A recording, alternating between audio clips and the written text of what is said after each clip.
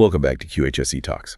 Usually when we talk about a workplace hazard or a medical diagnosis, there's this comforting expectation of precision. Right.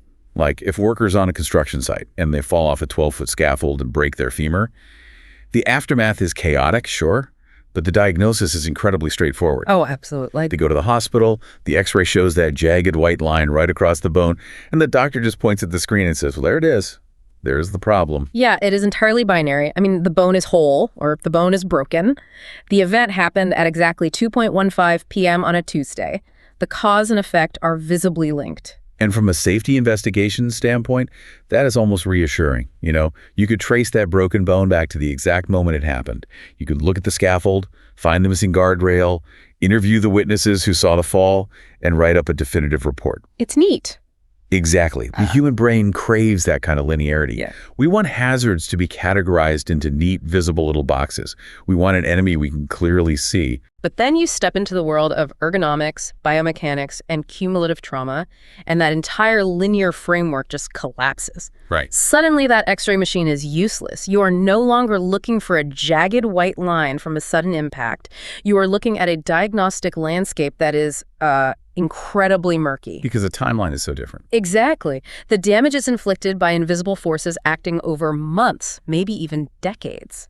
A worker doesn't fall off a ladder. They just wake up one morning and find they physically cannot lift their arm above their shoulder to reach top shelf. That invisible landscape is exactly what we are navigating today. Our mission on this session of QHSE Talks is mastering a very specific, highly critical area of this field, which is ASP 11 Domain 3, Topic 3. A crucial topic for the exam. It really is. We are going to completely focus on defining work-related musculoskeletal ergonomic injuries, what the industry calls MSDs.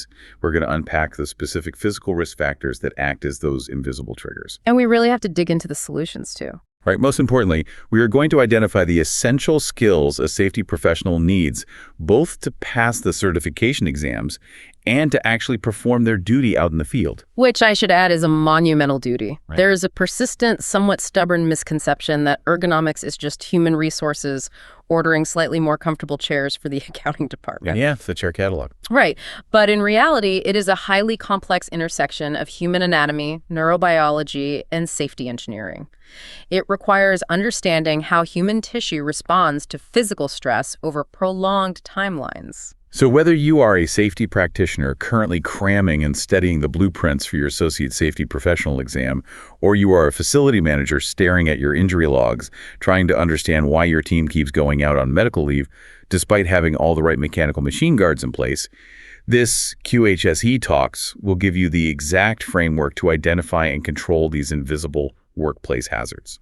Okay, let's unpack this. Before we can figure out how to mitigate a hazard, we have to find exactly what it is we are fighting. We need to look at the technical medical definition of MSDs as outlined in the safety literature and OSHA materials. Let's start there. What is the baseline definition? The foundational definition of an MSD, a musculoskeletal disorder, is a painful or debilitating injury that involves the soft tissues of the body. Soft tissues only. Yes. When we say soft tissues, we are specifically excluding the skeletal fractures we just talked about. We are looking at muscles, tendons, ligaments, joints, nerves, blood vessels, cartilage, and spinal discs. And there is a fundamental rule here that anyone studying for the exam needs to internalize immediately. Let me guess, it's about the timeline of the injury. It is entirely about the timeline and the mechanism. MSDs are defined by their cumulative, non-accidental nature. So no sudden slips or falls. Right. If an employee is walking through a warehouse, slips on a puddle of hydraulic fluid, and tears a knee ligament as they fall, that is a severe soft tissue injury. But in the context of occupational safety classifications, it is not an MSD. It is a slip and fall accident. So the mechanism of injury dictates the classification. If someone is struck by a forklift and suffers a herniated disc from the impact, that's a struck by incident. Exactly. But if a worker develops a herniated disc slowly over 5 years because they're constantly twisting their spine to load heavy pallets onto a truck, that is an ergonomic MSD. Precisely. The outcome for the patient might look similar on an MRI, but the pathway to get there is entirely different. And because this field has evolved organically over the last 50 years, occupational medicine hasn't always agreed on what to call these cumulative pathways. Yeah, I noticed that in the source materials. When you dive into the safety literature, you are going to encounter an absolute alphabet soup of alternative terms. You have to be fluent in all of them because they are often used interchangeably in older textbooks, on safety data sheets, and in the certification exams. The acronyms are everywhere. Let's map them out so we have a clear glossary for the listener. Sure. The most common alternate is MSIs, which simply stands for musculoskeletal injuries. Okay, that one is straightforward. Then you will also see RSIs, which means repetitive strain injuries. This one was very popular in the 1990s when computer keyboards became ubiquitous. In certain global regions or specific medical texts, you might encounter OS, which is occupational overuse syndrome. Occupational overuse syndrome. Got it. And finally, CTDs, which stands for cumulative trauma disorders. Cumulative trauma disorders. You know, out of all of them, that one feels the most descriptive. It tells you exactly how the injury happens. It accumulates. It really does. It captures the essence of it. It's microtrauma, layered upon microtrauma. It makes me think of a mechanical comparison.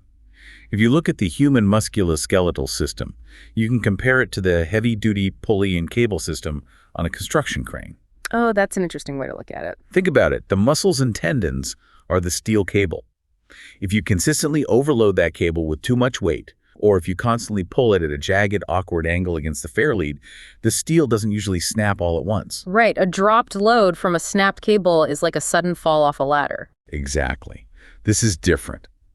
The cable slowly degrades, fiber by microscopic fiber, fraying over time until it loses its structural integrity and fails entirely. What's fascinating here is how biologically accurate that mechanical analogy actually is.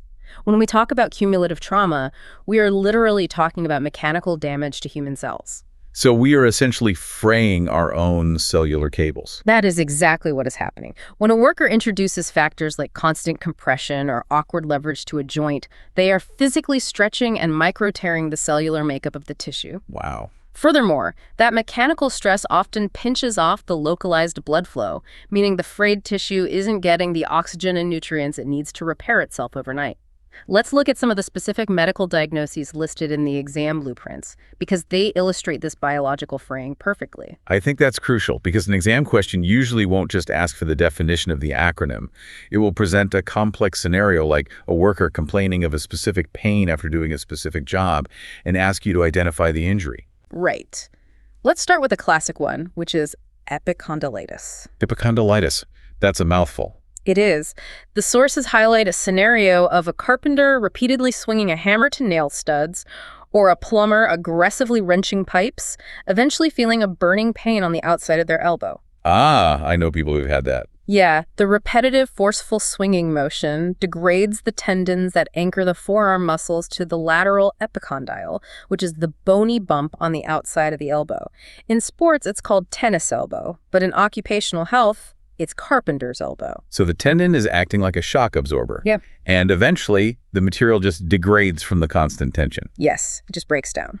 Then you have carpal tunnel syndrome, which shifts the focus from tendons to nerves. Carpal tunnel is huge. We hear about that all the time. We do. The carpal tunnel is literally a narrow passageway in your wrist, surrounded by bones and ligaments. The median nerve, which controls sensation in your fingers, runs through that tunnel along with several tendons. Okay, so it's a crowded space in there. Very crowded. If a worker is constantly bending their wrist or vibrating their hands, those tendons get inflamed and swell. Because the tunnel is a rigid structure, the swelling has nowhere to go, so it physically crushes the median nerve. Which leads to the tingling, the numbness, and eventually the loss of grip strength. Exactly. I was also reading about rotator cuff tears in the study materials.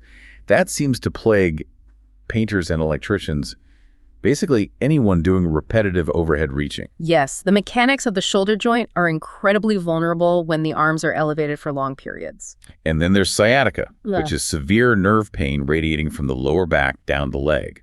That's often caused by a herniated spinal disc pressing on the sciatic nerve due to heavy or awkward lifting, right? Those are all excellent examples of nerve and musculoskeletal degradation. But there is another specific diagnosis in the source material that highlights a totally different type of soft tissue, and that is ischemia. Ischemia. Yes, this is a brilliant illustration of how MSDs can attack the vascular system. Right. Ischemia sounds more like a cardiovascular issue than a muscle problem. It is fundamentally a blood supply issue. Ischemia is defined as a localized, inadequate blood supply to an organ or a specific part of the body. So how does that happen from work? In an ergonomic context, think about a worker who rests their forearms against the hard, 90-degree edge of a workstation or a desk while assembling tiny components all day long. Okay, I'm picturing that. That constant localized pressure mechanically compresses the blood vessels right under the skin. So they're essentially applying a mild tourniquet to their own arms. At 10 hours a day, exactly. Yeah. That is exactly what is happening. The tissue beyond that pressure point becomes ischemic. It is literally starving for oxygen. Oh, wow. Does it hurt immediately? Initially, this presents as coldness or a dull ache, but over time, if the workstation isn't redesigned, that chronic lack of blood flow leads to permanent vascular damage and tissue death. It's terrifying when you realize how mundane the hazard is. It's just a desk edge, but it's quietly destroying the supply lines of the worker's hands. It really is insidious. There was one more highly specific diagnosis in the study. Questions that I found incredibly relevant, not just to heavy industry, but to modern life. De Quervain's syndrome. De Quervain's tenosynovitis. This is an inflammation of the synovium, which is the protective sheathing that surrounds the two major tendons controlling the movements of your thumb. Right. Historically, occupational health professionals linked this to forceful twisting and wringing motions. Imagine a worker in an industrial laundry facility constantly wringing out wet fabric, or a mechanic operating a specific manual twisting tool. But the sources noted a major shift in how this is developing today. It's not just the mechanics and laundry workers anymore. Modern safety data strongly correlates De Quervain's syndrome with the constant repetitive thumb typing we all do on smartphones, tablets, and PDAs. It is a massive emerging issue. I mean, the human thumb did not evolve to rapidly articulate across a piece of glass hundreds of thousands of times a week, while the rest of the hand remains totally static. Yeah, that makes sense. We are introducing a high-repetition microstressor to a very specific tendon sheath. So we have defined the enemy. We know that MSDs are cumulative, non-accidental injuries that degrade muscles, tendons, nerves, and blood vessels over time. Yes. But if we're going to act as competent safety professionals, knowing the medical name of the injury isn't enough. We have to understand the specific environmental and physical triggers that unleash these injuries on the human body. We have to know the root causes. Exactly. What are the core risk factors that the certification blueprints and OSHA guidelines mandate we know? When you strip away all the complexities of different industries, the primary physical workplace hazards for musculoskeletal disorders boil down to 7 core risk factors. 7 core factors, okay. Any safety professional must be able to recognize these instantly.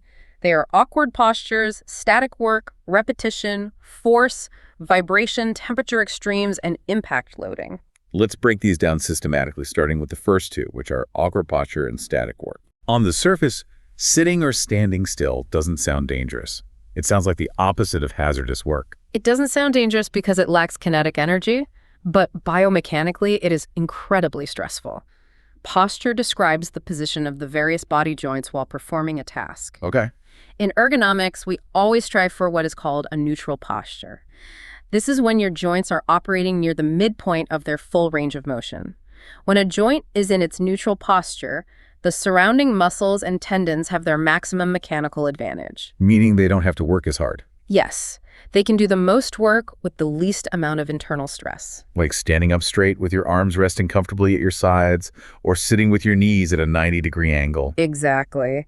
But the moment a worker operates outside of that mid-range, reaching far overhead to grab a tool, bending deeply at the waist to look into a machine, or twisting their torso to move a box from a conveyor to a pallet, that is an awkward posture. So the mechanical advantage just disappears. Completely disappears. The ligaments are stretched to their limits, and the muscles have to work exponentially harder just to stabilize the joint, let alone perform the actual task. And if you combine that bad angle with the second risk factor, static work, the problem multiplies, right? Yeah. Static work is when you hold that awkward posture without moving. Which is devastating for blood flow. Why is that? When muscles contract to hold a static position, they squeeze the blood vessels running through them. Because there is no dynamic movement, no pumping action from the muscles lengthening and shortening fresh, oxygenated blood cannot get in. Oh, I see. And worse, the metabolic waste products of the muscle cannot get out. The muscle rapidly fatigues and the tissue begins to degrade. Okay, so that covers the geometry of the body. Let's add the physics into the mix. Let's do it. I was reading through the source materials on the concept of force, and I realized how narrowly I used to think about it. I always pictured force just as the total weight of an object, like lifting a 50-pound bag of cement. A very common misconception. But the ergonomics literature describes force in a much more nuanced way, particularly when it comes to how muscles actually operate under load. Force is perhaps the most misunderstood risk factor. It is not just about heavy lifting. Force is the total physical effort required by the muscles to perform a task or to maintain control of equipment. So just gripping something tightly is force. Yes, and the specific type of muscular contraction matters immensely. You can have a concentric contraction where the muscle shortens while generating force, like curling a dumbbell upward. Right. But the real danger highlighted in the occupational health sources is the eccentric contraction or the lengthening contraction. I want to make sure we picture this correctly because it's a vital concept. An eccentric contraction happens when the muscle is trying to contract and pull inward, but the external force is so strong that the muscle is actually being pulled longer while it fights. That's it, exactly. It's like trying to slowly lower a heavy bucket of water down a well using a rope. Your hands are desperately trying to grip the rope to stop it. That's the contraction. But the weight of the bucket is pulling the rope through your fingers anyway, stretching you out and causing rope burn. That's a vivid analogy. The muscle fibers are the rope, and they are literally getting microscopic friction burns and tears because they are lengthening while under maximum tension. That is a highly accurate way to visualize it, and you see this constantly in industrial settings with power tools. Really? How so? Imagine a worker using a heavy-duty pneumatic nut driver on an assembly line. When that tool drives the nut home, it generates a sudden violent kickback or torque. Oh, right. It twists in your hand. Exactly. The worker's arm muscles must instantly contract to resist that rotational force and keep the tool steady, but the torque is so strong it forces their arm to move backwards slightly. The muscle is contracting while being forcefully lengthened. Ouch. Yeah, that specific biological action causes a tremendous amount of micro-tearing in the muscle tissue. Which transitions us perfectly into the next two risk factors, vibration and impact loading. If a power tool is creating that kind of force, it's also probably vibrating. Almost certainly. And impact loading. Impact loading is when the human body is quite literally used as a blunt instrument. Like using your hand as a hammer. Yes. A worker using the heel of their hand to hammer a rubber seal into place, or using their knee to bump a heavy carpet kicker. It causes massive localized pressure that crushes the soft tissue and capillaries against the underlying bone. And vibration is just impact loading on a micro scale. Right, precisely. When a worker operates a vibrating hand tool, a chainsaw, a jackhammer, a riveter, that tool is delivering micro impacts to the hands and arms thousands of times a minute. Thousands of times a minute. That's a lot of impact. It is. Over time, this constant mechanical vibration destroys the tiny blood vessels and nerve endings in the fingers. It leads to a severe vascular condition you absolutely must know for the exam, which is Raynaud's phenomenon. Raynaud's phenomenon. Yes, although it is more commonly known in safety circles as vibration white finger. Vibration white finger. What does that actually look like for the worker? Because the blood vessels have been mechanically damaged by the vibration, they undergo extreme spasms, restricting blood flow. The worker's fingers will literally turn a stark, ghostly white. Wow. They will lose all tactile sensation, and when the blood finally returns, it is accompanied by agonizing throbbing and pain. If the exposure isn't stopped, the tissue can become necrotic. Okay, wait. Let's pause here. Repetition, force, awkward posture, vibration, impact loading. I can clearly visualize the physics of all of those. I can picture the muscle tearing or the nerve being crushed. Right. But here's where I found something truly surprising in the source materials, and it's a concept I want to push on. Go ahead. The safety blueprints specifically identify extreme temperatures, and particularly cold environments, as a primary physical risk factor for musculoskeletal disorders. Yes, they do. Now, I get why a cold environment is a risk for hypothermia or frostbite. But why does the ambient temperature of the room matter to my tendons? If I'm lifting a hairy box, the physics of the lift are the same whether the room is 30 degrees or 70 degrees. It is a brilliant question, and it is a concept that consistently trips up exam candidates because it requires connecting environmental health directly to biomechanics. But it's not about the box. The physics of the box do not change, but the physiology of the worker handling the box changes dramatically in the cold. Walk me through the biological chain reaction.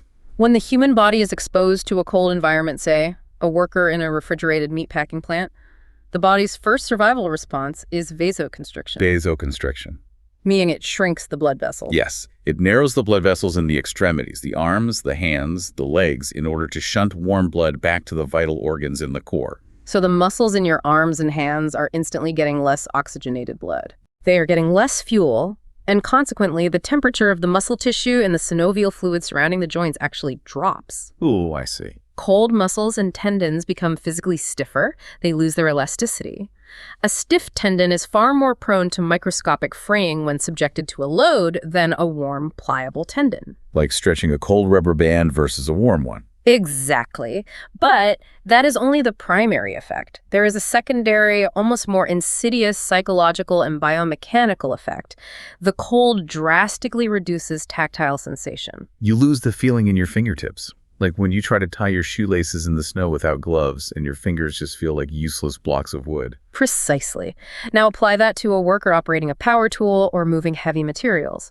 Because they lack tactile feedback from their nerve endings, their brain isn't receiving the signal that they have a secure grip on the object. To compensate for that lack of feeling, the worker will subconsciously grip the tool or the box significantly tighter than necessary. I see the domino effect now. If I can't feel the handle of the hammer, I squeeze it with 50 pounds of pressure instead of the 10 pounds I actually need. Just make sure it doesn't fly out of my hand. And by doing that, you have just exponentially increased the force risk factor. The cold environment has directly tricked the worker's own body into applying excessive, damaging muscular force. That is wild. This highlights a critical principle for any safety professional. Risk factors rarely operate in a vacuum. It is almost never just repetition. It is the combination of high repetition, a forceful grip, an awkward wrist posture, and a cold environment that accelerates the tissue degradation far beyond what any single factor would achieve alone. Like interconnectedness is fascinating. It's not a checklist, it's an ecosystem of risk. An ecosystem of risk, I like that. Which brings us to a vital part of this session of QHSE Talks. Now that we understand the biological mechanisms of the enemy and the physical risk factors that trigger it, we need to map the industry battlegrounds. Where do these MSDs actually manifest in the real world? Because a safety professional has a duty to evaluate a wide variety of job sites, we aren't all working in heavy foundries. Exactly. So what does it look like in other spaces? The sources are very clear that ergonomic hazards do not discriminate by industry. Let's examine the office environment first. The office. Culturally, it is very easy to dismiss office work as safe because there is no heavy machinery or extreme temperatures. But occupational health data shows the sedentary risks are immense. It's the silent accumulation of static work we talked about earlier. Exactly. Office workers are exposed to prolonged static sitting, very often in awkward postures due to poorly designed workstations. So slouching at a desk. Monitors are set too low, causing constant neck flexion. Chairs don't support the lumbar spine. Add in the incredibly high repetition of thousands of keystrokes and mouse clicks a day, and the localized pressure of resting wrists on hard desk edges, which leads to the ischemia we discussed. Right, the desk edge tourniquet. It is a perfect recipe for tension neck syndrome, lower back pain, hand and wrist tendinitis, and carpal tunnel syndrome. The damage is quiet, but the loss of productivity and the medical costs are staggering. And then you shift to an environment like healthcare, which is the complete opposite of sedentary. The risks there become incredibly kinetic and unpredictable. Healthcare is arguably one of the most complex ergonomic environments, primarily due to the physics of patient handling. Because patients aren't boxes. Exactly. When a worker in a factory moves a box, the box has a predictable center of gravity, it has handles, and it doesn't move on its own.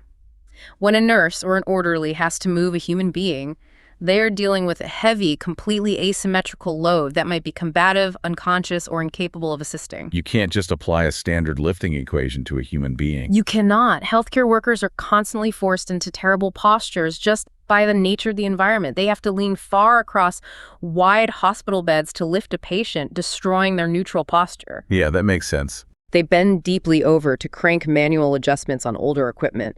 They push heavy gurneys across elevation changes, the threshold bumps, and up ramps, applying immense force while in structurally weak body positions. And finally, we have heavy industry manufacturing, agriculture, warehousing, and construction. This is where all the risk factors seem to converge at once. Heavy industry is the crucible for MSDs. Yeah. You have the heavy manual material handling that degrades the spinal The disc. constant lifting. You have the constant whole-body vibration from operating powered industrial trucks like forklifts over uneven warehouse floors. And you have the upper extremity hazards, the rapid motions, the high force requirements, and the localized vibration of operating heavy pneumatic or electric hand tools for 8 hours a shift. Here's where it gets really interesting and frankly a bit alarming when you look at the raw data. According to a Bureau of Labor Statistics report cited extensively in the OSHA ergonomics materials, MSD cases accounted for 33% of all worker injury and illness cases in that year. That is a massive percentage. 1/3 of all workplace injuries. That is a staggering statistic. It tells me that whether you are delivering heavy kegs of beverages off the back of a truck, harvesting crops in a field, or typing a quarterly earnings memo in a high-rise office, no sector is immune to this issue. If we connect this to the bigger picture, that 33% statistic highlights a fundamental misunderstanding many people, including management, have about physics and human anatomy. There is a persistent myth that heavyweight is the only dangerous variable. The assumption is that if an object only weighs 2 pounds, it cannot possibly cause an injury. Right. It's just a small part. How can it hurt your back? Exactly. But a worker repeatedly lifting a 2-pound component on a fast-paced assembly line, doing it thousands of times a shift while their wrist is bent at an awkward 45-degree angle, will incur just as much soft tissue damage, if not more, than a warehouse worker performing a single 50-pound lift. Because the repetition multiplies the damage. The duration of the task and the frequency of the movement act as massive multipliers to the risk factor of the awkward posture. It's death by 1,000 cuts. Or, more accurately, tissue degradation by 1,000 2-pound lifts. Precisely. So we have thoroughly defined the problem. We know what an MSD is biomechanically. We've mapped the risk factors: force, repetition, posture, static work, vibration, temperature. We've seen how they infiltrate offices, hospitals, and construction sites. Yes. Now, we must talk about the defense. We need to detail the exact skills and ethical duties the safety professional must deploy to defeat these hazards, because this is the core of what Domain 3, Topic 3 tests you on. The safety professional's role in mitigating MSDs is categorized into 4 core competencies that form the foundation of occupational hygiene. Yeah, those are Anticipating, recognizing, evaluating, and controlling hazards. And when it comes to the controlling phase of ergonomics, the certification blueprints mandate a heavy, almost exclusive emphasis on prevention through design. prevention through design. Let's explore that because it completely shifts the burden of safety away from the worker's behavior and onto the environment. That is the crucial distinction. When a safety manager just tells a worker to be careful, lift with your legs, and keep your back straight, they are relying on an administrative control. Which doesn't work well. Administratively telling someone to behave safely is the weakest, least effective form of defense on the hierarchy of controls. The worker will inevitably get tired or rushed and revert to an awkward posture. Because they're human. Exactly. Prevention through design means you engineer the hazard completely out of the job before the worker even begins their shift. Give me a concrete example of prevention through design in action. How do we engineer out a lifting hazard? Instead of training a worker on how to properly bend over to pick heavy parts out of a deep bin on the floor, you change the physical layout. You purchase a pneumatic spring-loaded lift table. Oh, nice. As parts are removed from the bin, the table automatically raises the load, ensuring the top layer of parts is always exactly at the worker's waist height. So the worker never have to bend their spine out of a neutral posture. Never. You replace manual pallet loading with vacuum hoists or conveyor systems. You redesign the hand tool so that the handle itself is wrapped in an isolation material that absorbs the vibration before it reaches the human hand. You fix the environment so you don't have to blame the worker. Exactly. But here's the operational challenge. How does a safety professional know what to fix if they don't know who is getting hurt? A broken machine makes a noise. A fraying tendon is silent. That requires the implementation of robust program management and worksite analysis. A competent safety professional cannot just sit in an office. They must implement systematic health surveillance. What does that look like practically? This means actively collecting and evaluating worker data to spot trends, complaints, or early symptoms. The goal is to act on leading indicators. You do not wait for a worker to file a massive workers' compensation claim for a ruptured spinal disc. By then it's too late. Way too late. You look for the early signs are 3 different workers on assembly line B complaining of tingling fingers at the end of their shift. Are they shaking out their hands? If you see that trend, you intervene and redesign the workstation before the micro tears become a chronic, debilitating injury that requires surgery. But the sources reveal a massive roadblock to that early intervention. The literature notes that as many as 50% of workers do not report their MSD symptoms early. Half the workforce is suffering in silence. It's a huge problem. Why is that happening? Is it fear of retaliation from management, or did they just think chronic pain is a normal part of getting older on the job? It is a toxic combination of both. In many industrial cultures, there's a pervasive stoicism, a belief that back pain or shoulder ache is just the price of a paycheck. Right, suck it up. Exactly. Furthermore, many workers fundamentally lack the understanding that a tingling sensation in their wrist is actually a work-related injury in progress. They just think they slept on it wrong. Or do they think it's just arthritis? Yes. And yes, there is often a profound fear that reporting a minor ache will get them labeled as a complainer, cost them overtime hours, or even get them fired. This is where the safety professional has to be a psychologist and a leader, not just an engineer. Exactly. It is their ethical duty to build and foster a psychological safety culture that actively encourages and even rewards early reporting. Workers need to deeply understand that reporting a stiff shoulder will not result in a reprimand. It will result in the safety team ordering a better, lighter tool that makes their job easier.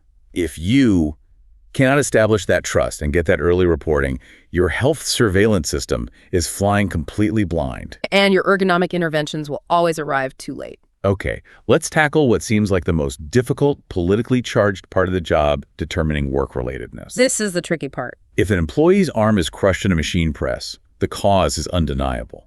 But if an employee walks into your office on a Monday morning and says, "My lower back is in agony, I think it's from lifting those boxes on the loading dock last Thursday." How do you handle that? How do you, as an objective investigator, prove whether they hurt their back slowly lifting boxes at work, or if they violently herniated a disc while moving a heavy couch into their new apartment over the weekend?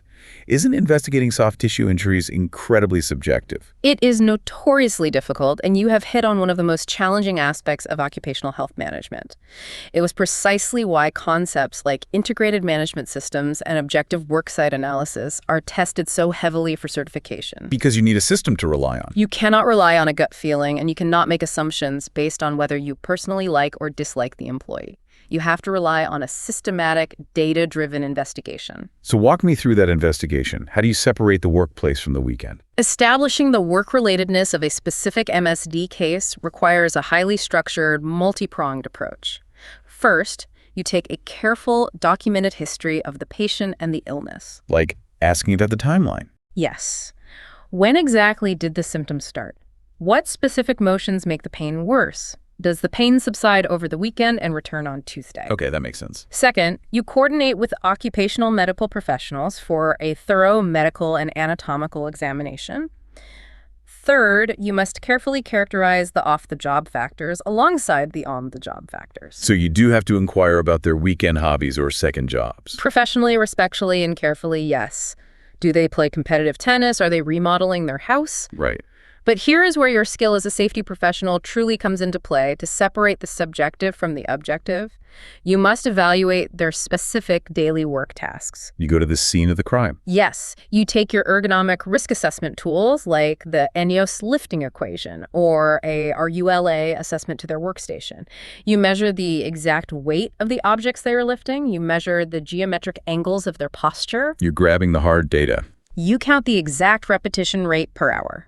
If the objective data shows that their daily tasks require them to exert high force in an awkward posture 400 times a shift, and the medical diagnosis matches the specific biomechanical stress of that exact movement, you have objective data pointing strongly to a work-related injury. Because the workplace mechanics explain the biological damage. Exactly. You are building a case based on biomechanical math and physics, not just taking someone's word for it. And this rigorous, data-driven approach ties directly back to the very foundation of the profession, which is explicitly covered in Domain 3, the BCSP Code of Ethics. The Code of Ethics. The sources emphasize the first 2 principles of the code. Principle 1 is competence. You must maintain the highest level of knowledge. You cannot ethically investigate an ergonomic injury if you don't understand the physiological difference between static work and impact loading. Because you wouldn't even know what to measure. Exactly. And principle 2 is objectivity. You must maintain absolute impartiality when investigating these injuries. You can't let bias cloud your math. Correct. You cannot let a pro-management bias, assuming the worker's just faking it to get a paid vacation, cloud your judgment. Right. Conversely, you cannot let a pro-worker bias, assuming the company is always at fault, blind you to the fact that the worker might have genuinely injured themselves off the job. You follow the risk assessment data, the medical facts, and the physics of the workstation. So what does this all mean? If we zoom out and look at the vast landscape we've covered today, the core takeaway is a complete paradigm shift in how we view workplace hazards. A total shift. Work-related musculoskeletal disorders are not sudden, violent accidents. They are cumulative, insidious soft tissue injuries that degrade the body over time.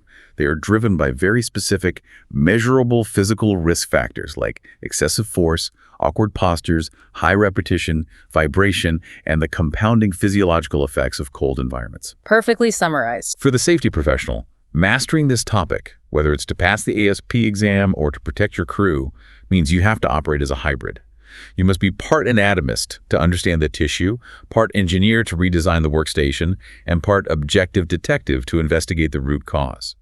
Ultimately, you must rely on prevention through design to engineer these invisible hazards out of the workplace entirely. That is a comprehensive summary of the mission.